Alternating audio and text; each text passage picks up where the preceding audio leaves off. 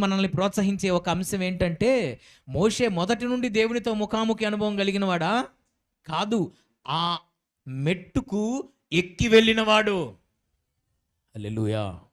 ఆత్మీయ జీవితంలో ఆ స్థాయికి ఎక్కి వెళ్ళినవాడు.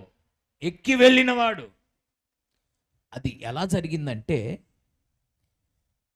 మొదటిగా ఆయన గుండెల్లో ఒక ఆశ పుట్టింది.